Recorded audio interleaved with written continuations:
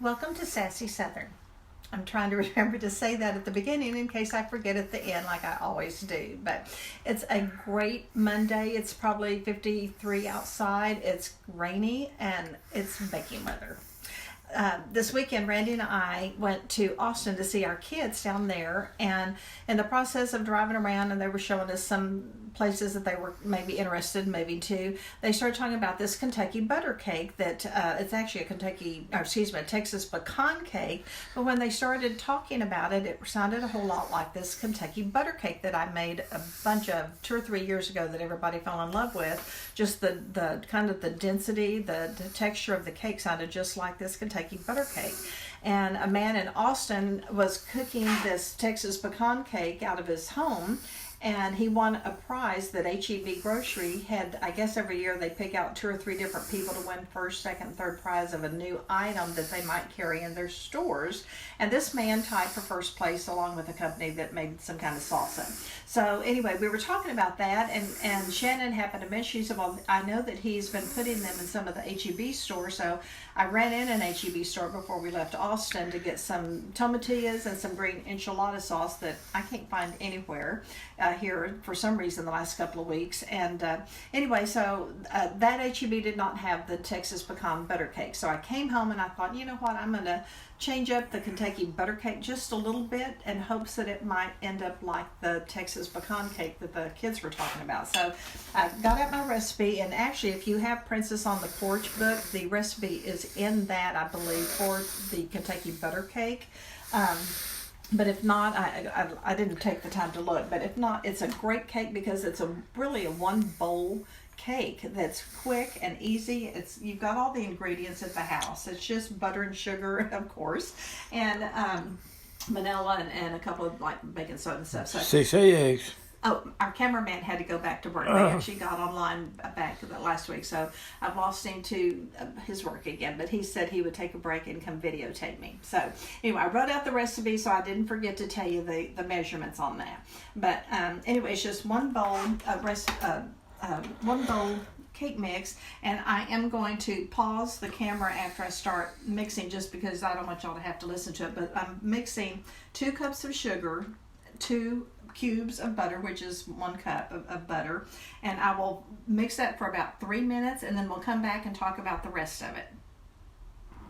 Okay, I have beat the butter and the sugar, the 2 cups of sugar, the 2 sticks of butter for about 3 minutes just to be sure they're light and fluffy. I just added 4 room temperature eggs to this, and I'm going to add, I think the recipe called for 2 teaspoons, yes it does, of vanilla. And if y'all watched any of the other videos, you know that this is the vanilla that I love the best. I order it on Amazon, or if I'm in Arizona, I go to the flea market and get a huge bottle for $10. It's pure vanilla, but it just tastes amazing. So anyway, that's the vanilla that I love. And I wanted to share something with y'all before I turn the mixer on again. This last week I did not buy buttermilk just because I knew we were going out of town, so I keep this on hand. It's the cultured buttermilk blend. It's dry. It's a dry mix, and what you do is you just add however much you need. Like this recipe calls for a cup of buttermilk. So for 1 cup of buttermilk, you use 4 tablespoons, which you add when you're adding to your dry ingredients. And then when it calls for the liquid, you just put in however much water that the liquid calls for. And it, of course, called for a cup, so I'll pour in a cup of water. And that takes the place of your buttermilk. It's so easy to use that, but it also it stays for a long, long time in the refrigerator, so you don't always have to have buttermilk on hand. And I know a lot of people put the vinegar in, whole milk, and turn that into your substitution for your buttermilk. This is just great to use, and it gives the same consistency of whatever recipe you're making, cakes, whatever. You can use this anytime for buttermilk. So wanted to share that with y'all in case you did not know about it. But I'm going to go ahead and mix. You honestly, for this cake, you could actually add every ingredient in the cake all at once and then just beat it. I just found that when you do beat the eggs, the butter and the sugar first and get it fluffier, it does change the texture of the cake. It's a little bit lighter, not quite so dense. And this cake is going to have a glaze that you cook on the stove with butter, sugar, vanilla, and I'm going to put in some crushed pecans, I should say, I guess, into the glaze, and I'm going to pour that over the cake, which you punch holes in with the back of a wooden spoon to let that glaze go into the cake. And actually, if you let it sit for a day, it is even more moist and a great flavor, just a great flavor. Okay, so we've mixed that together with the 4 eggs and the vanilla, just to be sure that it's got that little bit of a lighter consistency. So now we're going to add 3 cups of flour. And if I've showed y'all before, I don't sift, I just stir the flour, just to kind of get it lighter. I'm not going to talk while I do this so I don't lose count. I'll help for you. Thank you, honey. 3. You can tell them about where we ate over the weekend. We went to Austin, and we ate my Jones, which was very good. My Jones Italian food was some of the best we had in a while. And it's so cool because when you get a dinner, when you order an entree, which by the time we got to the entrees, we were also full. Randy and I we shared an eggplant parmesan, so wherever entree you order, then you get another from one of their entrees for $5 to bring home. So we got a lasagna to bring home with us, so that's what we had today for lunch was the lasagna. So the lasagna was very good too. It was delicious. Okay, so we need 1 teaspoon of baking powder. Or excuse me, I'm so sorry, 1/2 teaspoon of baking. It's 1 teaspoon of baking powder. I'll get it right in just a minute, guys. I'm sorry, I just abbreviated and I forgot. Okay, so 1 teaspoon of baking powder. And 1/2 teaspoon of baking soda. That's got odd in it. No, not really. I mean, there's a lot of recipes call for both of them. I'm going to put a little bit of salt. I know it doesn't call for it, but I'm going to add just a little bit to it. And then my 4 tablespoons of the buttermilk powder.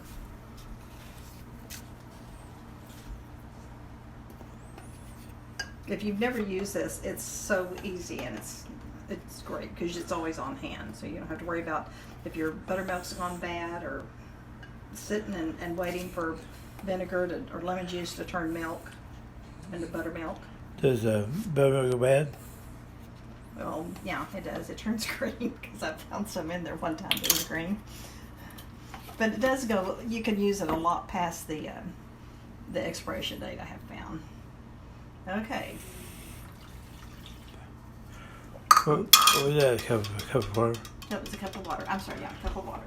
Okay, so that takes the place of the buttermilk then. And that's all there is to this cake. And I am trying something different. The man in Austin that makes the Texas pecan butter cakes actually has a Texas-shaped baking pan that he uses. And they are $26. If you want to go online and buy one, they are $26. Everybody, they said all of their friends that have had it have said how delicious they are, and I'm sure they're very good since he won first place in that contest. But because we don't have one, and I was craving the flavor of pecans, the butter, and the cake, we decided just to go ahead and try and see if this works. And I think it will. I mean, it cannot be bad. Think about that. If it has butter and this glaze with the sugar and more butter on it poured into the holes in it. Also, we stopped at Buc-ee's. I have to tell y'all, it was the cutest thing. We stopped at Buc-ee's on the way home to get gas and go to the restroom. And I told Randy and said, I've got to go in and do a little bit of shopping because you cannot pass Buc-ee's without going in and looking at all the home goods things. And they had a towel that said, there's never, what did it say? It's something about, you can never have too much butter. You can never have too much butter. So I had to buy 2 or 3 of those because they were so cute, and it's so true. And just like my sign, butter makes everything better. I'll put my towel out that says you can never have too much butter. So, all right. That's it. That's all you got to do. Anyway, if y'all have a Buc-ee's near you, go, because they had you cannot imagine all the Christmas stuff they had. It was so much fun. They had Christmas masks, which I did buy one, but when I got home, the one I picked up was for kids. So anyway, they have lots of Christmas masks. They have Christmas dishes. They have, oh my goodness, you cannot, wooden spoons and all the kitchen utensils with Christmas themes on them. So it was just fun to walk around, and there was no social distancing whatsoever. It was hundreds of people in there, and anyway, we had fun and shopped a little bit and stretched our legs because, like Randy said, it only took us 3 hours to get to Austin, but it took us about an hour to be able to walk after we're in the car for 3 hours. So anyway, okay, I'll come back when we take it out. I am doing something a little different. I normally would put it in 2 little miniature bundt pans just so I can freeze one and take out if I needed to take it somewhere. But I'm trying this shape just to see, because I thought it would be extra good because you can poke more holes in this shape of pan and get more glaze in it. So I'll tell y'all which one we like the best after we finish. But anyway, I'm going to go ahead and use 2 different shaped pans today. We'll be back after we take it out of the oven. Okay, we are back. I'm making the glaze to pour over the cake. The cakes were baked in a preheated 325 degree oven. And I did bake them, I told y'all, in 2 different shaped pans just to kind of see which one I liked better. When they were finishing baking, I went ahead and put 1/3 cup of butter in a saucepan, 3 tablespoons of water, 3 tablespoons of butter. I'm doing this by memory. 3/4 cup of sugar, and when it starts, right before it starts to boil, I'm going to put in 2 teaspoons of vanilla, and I'm going to pour 1/2 cup of chopped pecans in the glaze before I poke the holes in the cake and pour the glaze over the cake. So, what are the ingredients again? Okay, the ingredients are 1/3 cup of butter, 3 tablespoons of water, 3 tablespoons of water, 3/4 cup of sugar. I don't know why that's hard to say, and 2 teaspoons of vanilla. And right when it's beginning to boil, you take it off the heat, and I'm going to add the 2 teaspoons of the vanilla and the 1/2 cup of chopped pecans. And I just wanted to tell y'all a kind of a time-saving little secret. I buy those big pecan sacks at Costco. I think they're $13 or $14. And I want to go ahead and put them in a food processor, and I process them to where they're all chopped up like that, to where I don't have to do that every time I'm either baking pecan pie or pecan pie bars or banana bread that has pecans in it, whatever. It's just already done, and then I put them in a freezer bag, and I pull out what I need when I need them, and it just saves me so much time to do that between recipes like that. So anyway, just thought I'd share that with y'all. So Paula Danish. A little Paula Deen secret, yeah, you're right, okay. So this is just kind of starting to, it won't get thick, but you don't want it thick, but you want it right when it starts to start bubbling. This burner gets so hot. I'm so excited, y'all, when our lease is up here, we had, like I said, I think I told y'all, when we were in Italy, we were looking for a place to move into to where we didn't have to go to a relatives or a corporate apartment or whatever, and we found this place online, and never dawned on me to think about, looking at the stove and what it was, but I'll be so glad to be in a house where we have a gas stove again. I love it. So, okay, it's just starting to boil, so I am going to add about 2 teaspoons. I just always use the cap because it's about the same thing. And I'm going to pour these pecans in.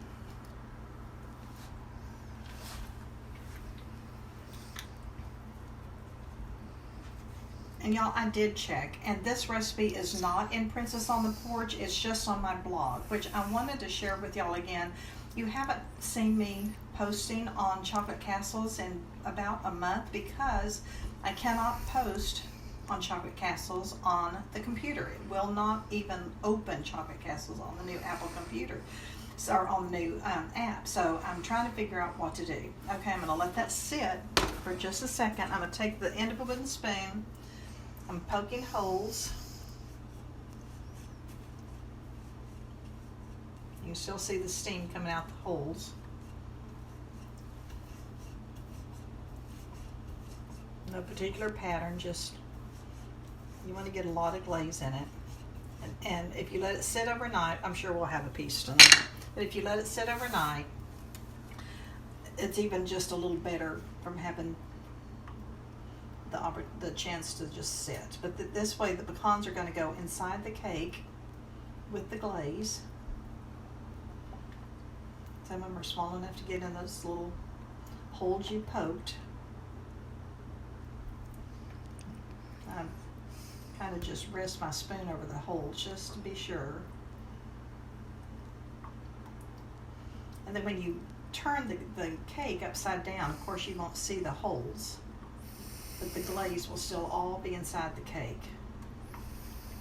This is a great cake, and it freezes so well. I made about, I don't know, probably 25 or 30 of these at a little craft show when we lived in Arizona, and sold them all. And people were, in fact, I made some even after the craft show because people loved them so much. They were asking me to make more, so it's a great hostess gift. It's a great gift to give anybody. Just buy you a cute little kitchen towel, wrap it around one of these little cakes, and give it as a present. And honestly, I don't know how in the world that Texas pecan cake could be any better than this. It might be, I don't know, I haven't tasted it. But this is a great and easy cake to make and have on hand. You can see it just still falling through the little holes there. So, that's it. So when it cools off a little bit, I'll turn it upside down, and you're gonna have a coffee break this afternoon? I might. I bet he does, with a slice of this cake. So anyway, thank you all for watching. Have a butterful day, and check out Southern Sassy Southern. I always get it backwards. Sassy Southern, Trudy K. Cox, and we'll probably be videotaping a tomatillo soup next that I got finally all the ingredients for. So thank y'all for watching, and we'll see you next video. Bye. So Sassy's on YouTube. Oh, I'm sorry. Yes, Randy reminded me. Sassy Southern is on YouTube, and it's usually posted also on Facebook, whichever is easiest for you. Thank y'all. Bye.